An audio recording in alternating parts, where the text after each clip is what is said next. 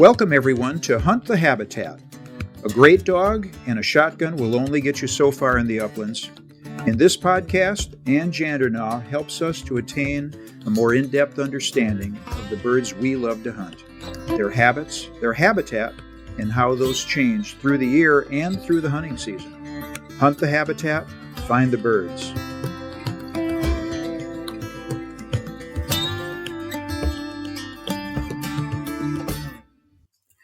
Hey everybody, welcome back after a little bit of a hiatus to Hunt the Habitat with Ann Jandernaw. My name is Steve Blazer, and this is our opportunity, as always, to spend some time with Ann, talk about the winter, talk about the spring. We have a lot to talk about today. And Ann, most importantly, how have you been? I've been hibernating. You have? Yeah. Sometimes you got to do that. Season was over, doing a lot of mapping. Basically just getting all my ducks in a row for an upcoming litter and then releasing more maps. So once the season gets over with and the season's closed, it's after January, there's only so many times you can talk about snow, and there's only so many times you can talk about, okay, what's the weather? All this other or the lack of snow. Yeah, well, that wasn't bad either because there was some extra time to be training. I only got one time to use my tractor and snowblower, but I'll tell you what, it can really throw the snow. I mean, we're talking. I'd be driving along and I'd turn it one way and I thought, I wonder if I can hit that stump way out there, and I adjust it. Bam! Well, and for those of you that don't know Ann well, Ann likes horsepower. She likes hers. Big engines, big motors, horsepower. Yeah. I mean, that's the time I used to fly airplanes, and I had my private pilot's license. I took my mom up, and she says, now, what are these stalls that you're talking about? So there's no problem. Oh, no, you didn't do that. Oh, yes, I did a stall, but they got better than that. She says, okay, you talk about doing wing overs. I did that, and yes, I think it's for the first and only time I heard her swear. And then I said, but then to top it all off, I like to buzz things, and I dropped down between two woods, and of course there were a few cows. And then mother swore for the second time. You're not supposed to call your daughter those names, are you? It's just funny. I would have loved to do crop dusting or landing on lakes or something like that. Would have been a lot of fun. So, but yeah, horsepower is good. Being serious for just a second, one of the things we don't talk about a lot on this podcast is the fact that a great deal of your time is indeed spent developing your maps and updating your maps, isn't it? Oh, yeah. And I apologize. I've got Bo sees Hugo. I had a mother that only had one pup, and the pup is spoiled to death and huge. So that's the background, and dogs up here. The maps, it's a big project, constantly updating and checking for updates. And March 1st is a huge time for doing updates for the maps. And then as the season progresses, I'm trying to figure out some new ideas and some new layouts that I'd like to do with the maps or features and things like that. So it takes time. And then it's like I get done with this grouse season, and when January and February come along, and even a little bit of December, that is, got to get the maps ready. And it's a focus, and it takes time to do that, to handle every state that I do, and to be able to have it ready for March 1st to roll them out. So, yeah, it's a big project. The constant updating of the maps, again, I don't want to turn this into a commercial, but it is one of the great advantages you have, especially for grouse hunting, the detail that you have in those maps. Well, I think a lot of people don't understand the difference that most mapping applications, actually, I would say 99.9% of them, are delivered to you by way of internet. And with that internet, they're able to push the updates through in the background. But I thought it would be the dog making the noise, and it's the puppy watching the adult dog. Now the puppy's trying to get up higher to watch Hugo. And he's like, I want to play. Now, this pup is only 5 weeks old. Okay. And if I sat it down on the floor, it'd be all over the place. Hugo, you're a pest. I think he agrees. He says, yep, that's my job. Yeah, I work so hard to try to have things quiet. Mm-hmm. Which I think we have to take a station break while I regroup everyone. That's okay. Let me see here. No, now the puppy's trying to think how to climb out. Oh, my goodness. Hugo, you're going downstairs. Okay, it's getting worse. Bye. I'll be right back. Go ahead. Okay, we got a few eviction notices given to dogs and kicked them out in the arena. It sounded like you killed the one. How that puppy just... And then downstairs, the other two kept... As soon as you walk by, food? Food? It's like, come on, there's food. So yeah, I kicked them out in the arena, about 4 or 5 of them. They'll go play for a while, and then at some point they'll say, "Oh, we're not inside. We need to come. We're alone. Yeah, we're alone. Oh no!" And then Mom just went in to see the puppy. Puppy's very happy. He's getting a meal. All right. Not that he needs it. He's huge. He is a huge puppy. Well, he's the only pup. Oh, that's that one. Okay. Yeah, it's that one. Yeah, I did an X-ray 2 weeks before the delivery date, and in fact, they ended up doing 2 of them. So they double checked, and we only see one skeleton. I thought, wonderful, first time mom, single pup. That's interesting. So we got through all that, and then it was a big pup to begin with. So then the day of delivery.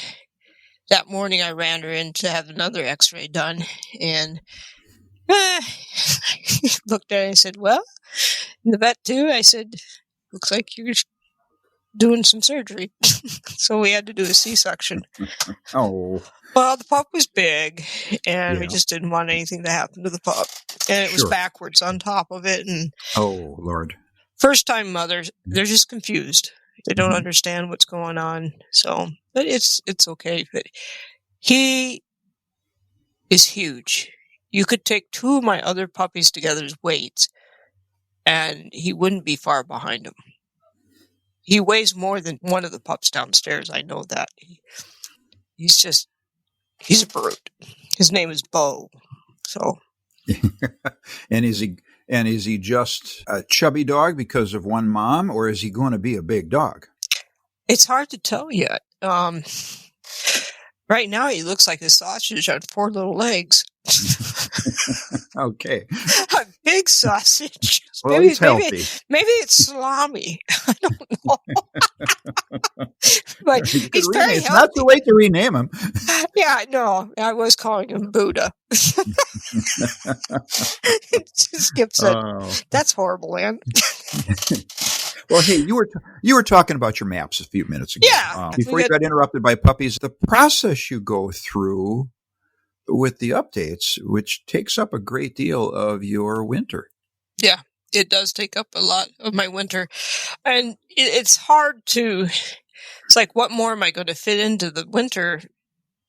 When you do not want to be late. I try my best to not be late on anything that I do.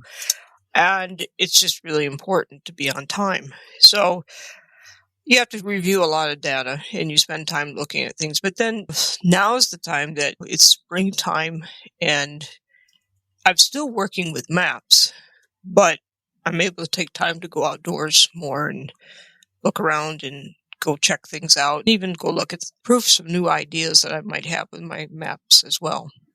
Okay. Well, and before we start talking about spring, what else has been going on for you this winter? Well, I had a litter of 9 puppies, and then, of course, I just mentioned this single mom with a puppy. Single mom, yeah. Yep. And so they did really well. It was an exceptional litter. They're already with their owners. I have 2. One will spend the summer with me because the owner's out in Washington State, and then the other one will be picked up on the 3rd of this coming month, May. Pup will then go back to its owner for a while. All the puppies will return, except for, of course, the one that's with me, and I'll start the training with the pups. That'll take 2 to 3 months to do. So for the first 8 weeks, they get to go tire out the owners, and the owners will come back and say, "Oh, I'm glad to drop it off." Everyone forgets how much work puppies are.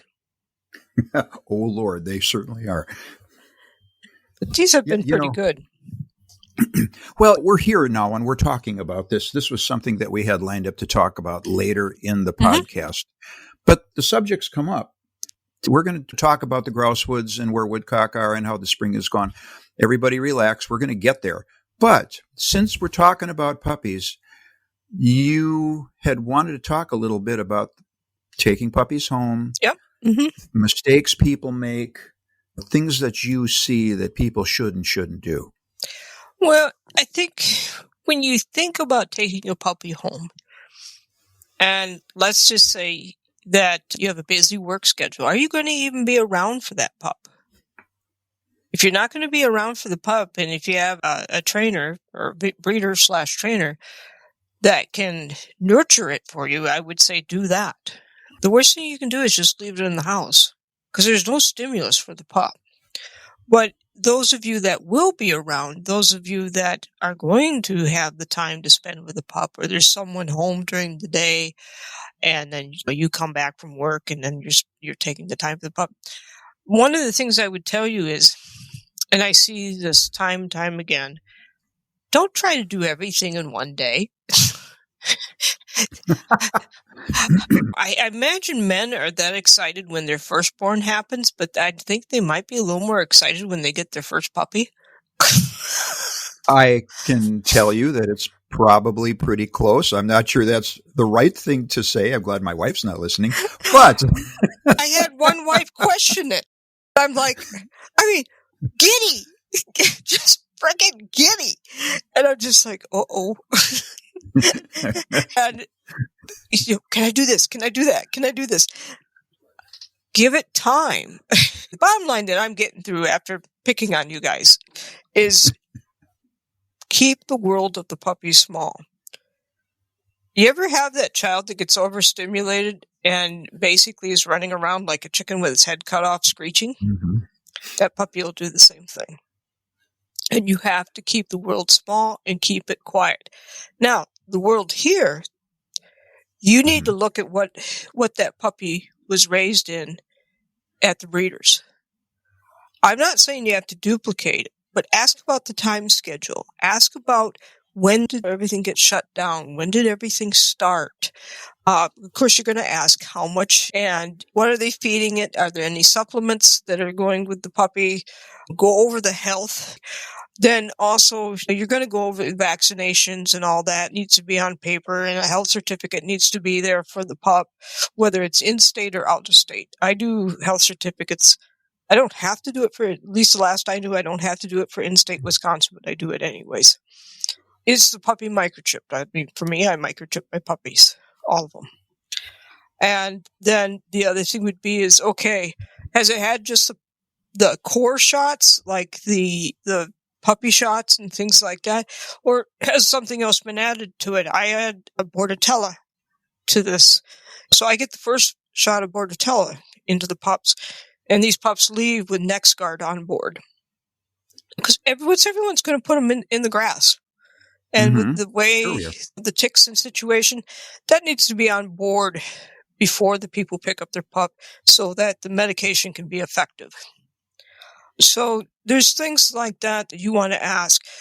Did the breeder take the food and put it slightly in warm water or hot water to soften it? Is the breeder doing that for the pups? I add Fortiflora to the food for the pups as well.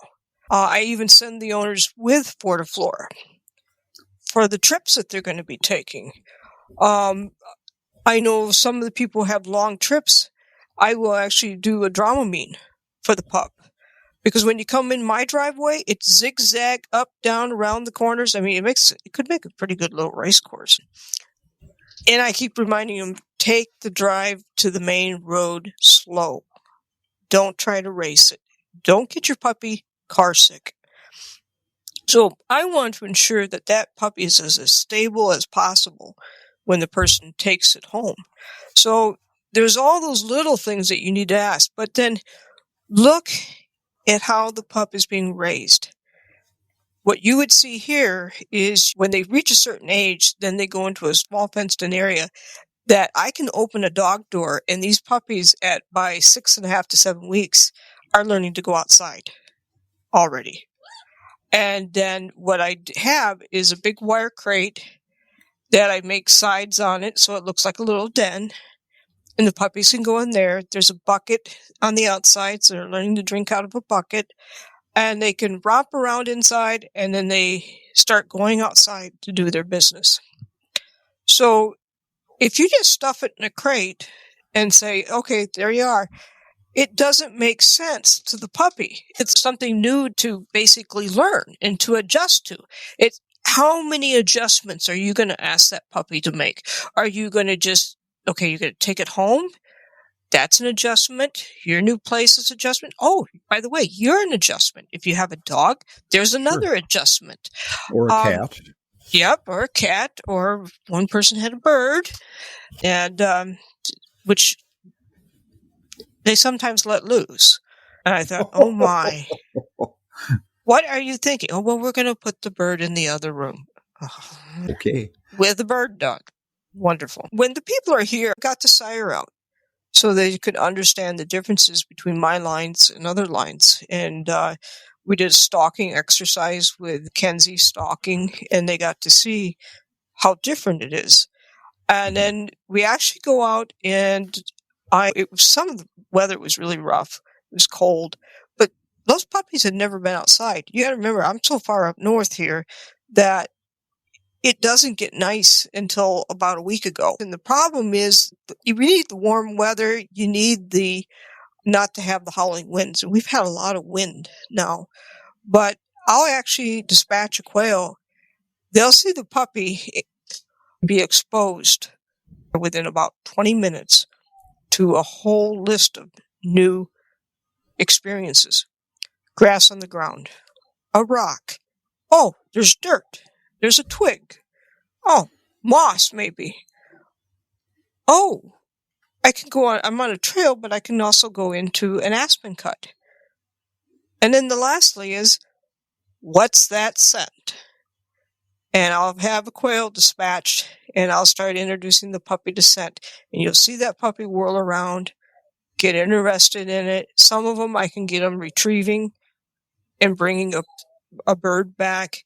Or I'll toss the bird into the woods just a little bit, and the puppy, I want it to be able to see it. And then it goes, finds it, and sometimes they just plop down and start plucking, which we stop. Or sometimes they pick up, go the other way like my bird, and they can barely drag the bird. Or then there's the ones that come back. And so they see a lot of the natural instinct come to the surface. And they go from taking 10, 15, 20 minutes ago, from taking what is my feet touching, to running and listening to leaves crunch, to ferns, to raspberries, to all that, boom, boom, boom. And they see that puppy handle those changes very quickly.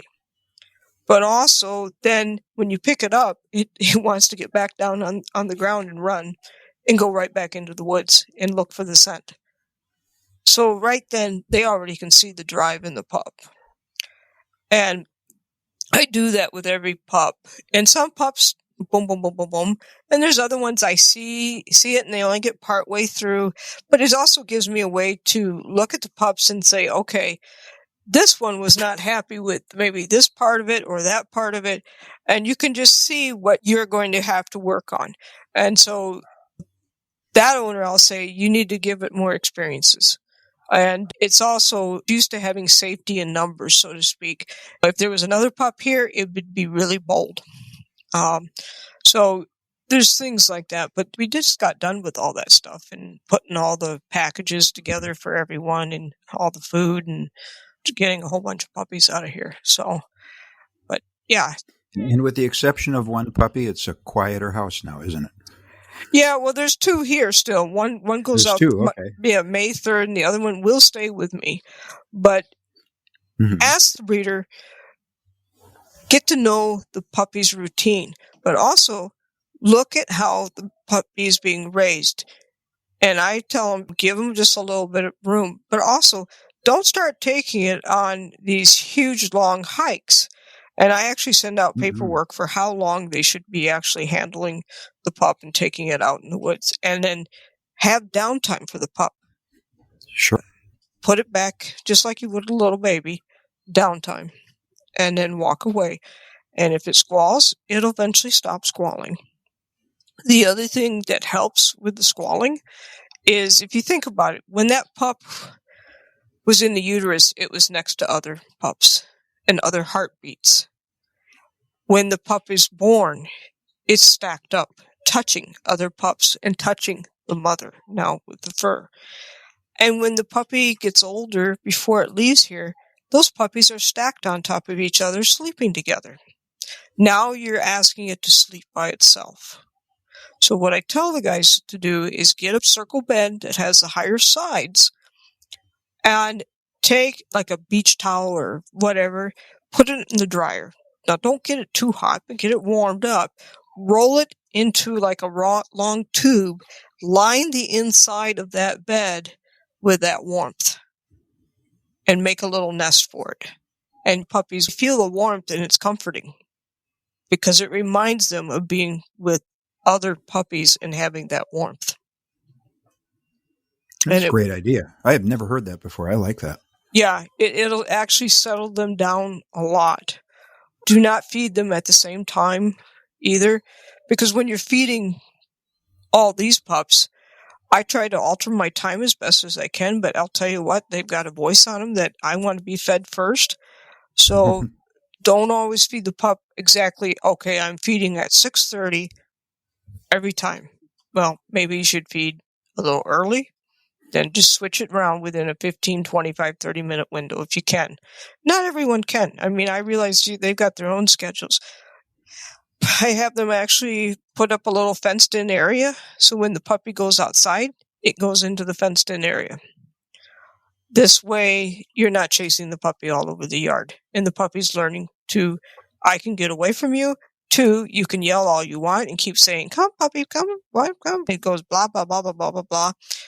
Instead, you have control of the situation with the puppy, not the puppy having control of the whole backyard. And it makes it easier, because then I go out, I do my business. Then I can come back inside. And then on special occasions, my owner takes me out and we do stuff together. Keep their world small. Don't try to do everything.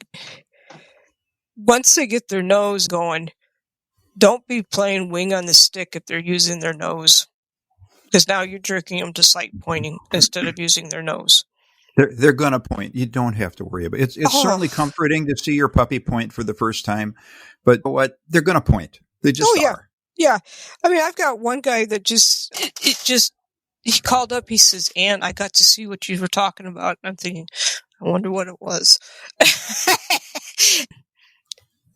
He says, it was cat stalking. 8 weeks old and it's stalking. He was just ecstatic. He says, I got to see it. He says, it's just what you were saying when they get down low and they start stalking. It was neat to hear that, because it meant a lot to him to see that. So you've had a very busy winter between maps and puppies and everything else going on. How about the birds? Again, a lot of hunters are asking a lot of questions because of this weird winter that we had. They're out there. I've had some great drumming reports. I've had a lot of people concerned. Well, I'm more concerned about how cold it's been. It's not been that cold. No, it hasn't. Here's the thing. When it's getting warm to like freezing temperatures, upper 20s, lower 30s, even if you drop down to 3 below, because it's been so warm the previous few days, it warms up faster. Look at the temperature it's supposed to be for that day. And if it says 5, well, yeah, it's going to be a really cold day for that bird. But if it says 22, 24, and your day before was like 28, it's going to pop back up. There were not that many time, so to speak, that it was just horribly cold going forward. If anything, the upper Midwest here, looking at Wisconsin, let's just start there since I'm here, is that it is basically like in Bayfield, the northern section of Bayfield is actually under a severe drought.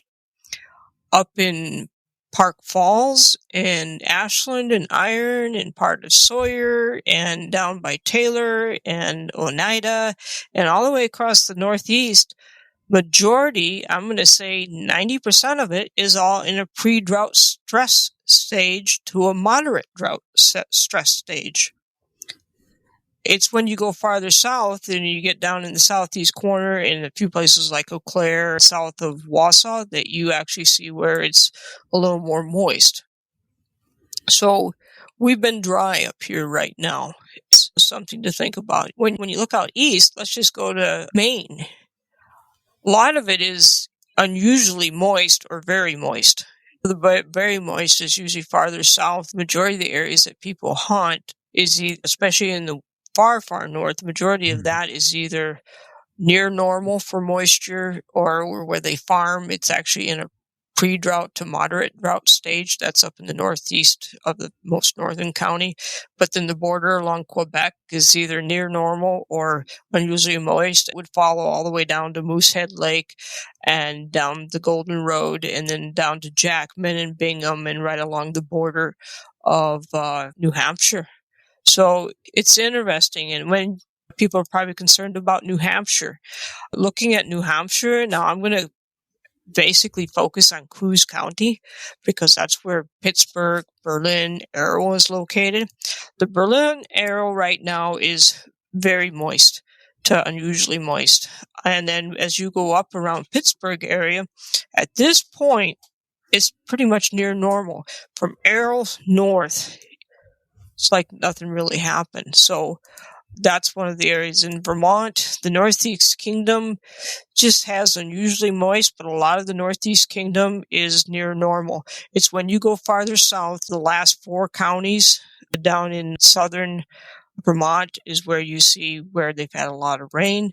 And then when you get to New York, a lot of the northern counties, the central north to the west is pretty much near normal. And then you get sort of like from Potsdam going east along the St. Lawrence and over to Lake Champlain. That is basically just unusually moist. And there's a little of that area that's almost even with the Vermont area in around there about Albany and stuff like that. It's going east.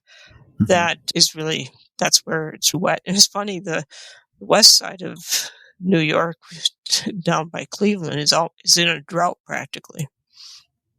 Michigan, upper Michigan is in a pre-drought to moderate drought with few areas with severe drought state right now. Going from Sagola and Witch Lake and going east, there's not so much of a drought. It's a lot of it's near normal. Shingleton and up through there, Newberry and the Garden Peninsula, some of the Garden Peninsula, but most of that all along through there. Above the ridge to the east is basically near normal with just a little pre-drought stress and a few little areas that are a little bit more dry. And you go below the bridge, majority of that area below the bridge looks really good. And I would say that you're looking at the Kalkaska Cadillac area to the west. It's spotty in the near normal, pre-drought stress, and just a little bit of moderate right now. So that's that. And then let's grab Minnesota while we're at it. So Minnesota looks a lot better than it has in the last few years. Up along the North Shore and those areas from St. Louis County and farther north, majority of that, St. Louis County looks really good. Then you have the last 2 counties going up toward Grand Marais. There's a little bit of pre-drought stress going on there, but like Couchiking County and everything and up around the red lakes, and then those areas, it's pretty much either normal or pre-drought. The Bemidji area has some drought going on. It's at a moderate drought in about 2 or 3 places in through those areas. Mm-hmm. So that's what I can tell you what the soil's doing right now. And is there numerous places where you mentioned drought or pre-drought conditions? Mm-hmm. Right now, sitting here in April, is it a concern yet? Does that do the birds any harm this early? You don't have chicks on the ground yet. The one thing that I would be concerned about is the woodcock, because the woodcock were here, and then we had about 6 to 8 inches of snow, and it got cold. So I don't know if some of the birds were nesting, which I suspect they were because they had already been here a week or two. I don't know how it affected the nest. I know, like, in my area, there's about 5 places I can go in evening, and I can find woodcock on the road. It's sort of cool. I think these are hens. It's been interesting watching this and finding these birds repeatedly over and over in the same exact area. When the birds did show up here, it was a good migration coming through. I saw a lot of woodcock. As far as the grouse, I'm hearing a lot of drumming. I've actually picked up some drumming sites in new areas, and some of them stayed even. I've had one drop down, but it was older cover, and the rest of them have usually picked up, and I found a couple new sites where I had a good group of birds. What I'm most looking for is that cluster. I'm not just looking for one bird. I want to hear one, then I want to hear it to be answered, and I want to see if another one answers and things like that. I'm happy right now with what I'm seeing, but that doesn't mean something can't happen. Now, let's look at it this way. Near normal means that soil is not stressed with lack of moisture or stressed with too much moisture. So I guess I'd rather be at almost a pre-drought, because we know we're going to get showers, and it gives you a little bit of a buffer before you go to unusually moist or very moist, because it can take quite a bit of water right now. It's like, how quickly does the road get dusty again and dry off? So you knew this question was coming. For our listeners, this goes back to our 3rd podcast ever, when Ann took me on a little bit of an adventure, and there was a drummer that she had located right on the side of the road. And it's a fun little story for those of you that haven't heard it. Go back to our 3rd podcast, and it's a lot of fun. It's in the first 10 minutes of the podcast. But the bird that you named Charlie, and I'm curious whether he's still there. Is Charlie okay, by the way? I don't know. I think he skipped the country. Okay. but I don't see him. Okay. And it's really the township's fault. They mowed. Oh. They took one of those mowers, like on the arm. Uh-huh. And you can see where they mowed. So now it's more open. And I don't think he feels very safe. You know, he was right there by the side of the road. Oh, yeah. Man, it didn't get any better for taking pictures. No, it didn't. It was pretty cool. We had a lot of fun with that. We really did. This time of year, it's neat to see the changes in the woods. So the first things are, all of a sudden you're hearing more birds when things start to change.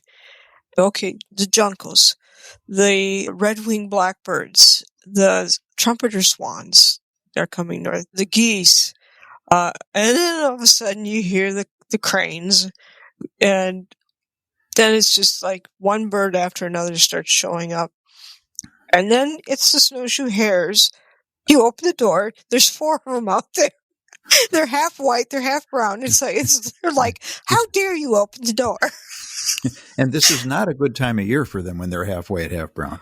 Well, no, it wasn't a good winter if you were a snowshoe hare. No. Because it was brown and they're white. It wasn't good at all. I was shocked, really. We don't think about stuff like that because there's very little snowfall. But it was really interesting to watch those snowshoes because I knew where to look and I would see them. You're driving in and out of the property here. And it's like, that rabbit's in the same spot it was 2 hours ago. I mean, I lost track at over 3. Same spot, had not moved in the aspen as I drove by. And I'm like, you got to be kidding me. You really can't, because then you draw attention. If you blend in with your surroundings, it looks like the same surrounding moving. No, they're half white and they're half brown. And they like to go to where the vehicles are parked and the salt on the ground there and the gravel, and they go after the salt. I don't want to insert a downer into this podcast, but we are starting to get into tick season. That downer for cripes, that's been going on since February. Okay, that's why I say we need to be spraying already. We need to be spraying down before we go into the woods. Or treating your clothing, or having those gaiters that you wear and spraying them. I was shocked. I went out quick and I was doing something, came back in, and they're in the nymph mode. They're super small. It's not going to be a good year for us. It'll be a great year for ticks, because we had a big carryover from last year. Yeah. And it wasn't cold enough to be detrimental to them. So, yeah, I went and bought a lot of that Sawyer product where you can spray your clothing. The forestry supplier catalog, when you think about foresters are always in the woods and they're marking timber and stuff like that, it's a good place to look at. If there's a new product out there and they like it, it'll be in that forestry supplier catalog. So that's a place to look at if you want some verification if it's being used or not. And what's the name of that? Let me look at it. It's forestry supplier catalog. Let me see what I call it. Yep, forestry suppliers. Okay. Yep, right. And just type in tick or ticks. Okay, so this is sort of cool. They have tick and chigger gaiters, Lime's 3D mesh tick gaiters. They've got spray, and I like the Benz stuff. And they've got bug jacket and a sick tick waistband with insect shield. And they have that same sick tick leg bands with insect shields that go onto your boots even.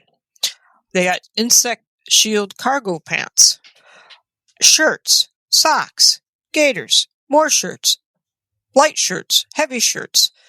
It's over 3 pages. You name it, they've got it. And there's all sorts of different amounts of DEET out there. They've got quite a variety of bandanas that have been already treated. Yeah, okay. There's a lot of just really neat products. Okay, and this is meant for people that make their living out in the woods. So this is Yep. This is where I always went for anything I needed. If I needed to buy my paint, if I needed a new paint gun, if I needed new tools or things of that nature, this is where I would get it. Great. Very good. Very good. Yeah, is there anything else you wanted to cover in terms of what's going on out in the woods right now? Well, I mean, I think basically we got the soil issue, and we just did get some nice rain here. It was really important. It was so dry out in the woods. I think right now I like where we're at. I mean, I know there's a lot of people concerned about the winter, and I think you'll be pleasantly surprised. But when it's already warm, it takes quite a few days to drag that temperature back down to where it's well below 20, and it holds there. Things are just too warm. Okay, so the short version is that despite the fact that there was not a lot of roosting snow in much of the ranges where we hunt up here, especially here in the Midwest, okay, it didn't get cold enough that it was that much of a concern. That's really the bottom line, correct? Well, it didn't. It got cold at certain times, but we didn't have the number of days. Correct. That's a big deal. And when you said that, Gordon Gillian is in his book that at 20 degrees and less, they have to speed up their metabolism. Well, they weren't fighting to get food. There's plenty of food for them. If anything, I saw hawks earlier than I normally would, which was interesting. The owls, And it was interesting watching all that. I actually saw them sometimes vary their times a little bit more of when they were feeding. But if anything, I think the snowshoes took a hit here more than the birds, which they used to do snowshoe surveys here, the DNR, but it's not done anymore. But the number of snowshoes you have and the number of grouse you have go hand in hand. They're both at the bottom of the food chain. So it's interesting to watch that. And I did find areas where I was seeing bark chewed off the trees, but not as high as usual from the snowshoes, because usually there's a good base to be standing on snow, and there wasn't. Mm-hmm. Yeah, you talked about the hawks coming through, and yes, they did. I lost a homer in February, which is really early. Generally speaking, if I'm going to have that kind of a problem, it's going to be sometime in maybe late March, something like that. We start to restrict when and how much we let them fly. Right. And yeah, they came through fairly early this year. Right. No, it was definitely different. So what's ahead is what really is going to make the difference for the birds is what's the spring going to hold for when these chicks are born. That's really the next hurdle for them. All right. And in our next podcast, we're going to talk a little bit in detail about drumming, about what drumming means, about maybe how to stalk a drummer. We talked a little bit about this last year at this time, but it's a really great review. So everybody kind of stay tuned for that. Okay. Yeah. Going back to the maps that you work on so hard and are so great, everybody remember Scout and Hunt maps. They give you the details that you need to be successful, and they're always available with or without a cell signal. All right, and thank you, and we'll talk to you next time. And everybody remember always to hunt the habitat.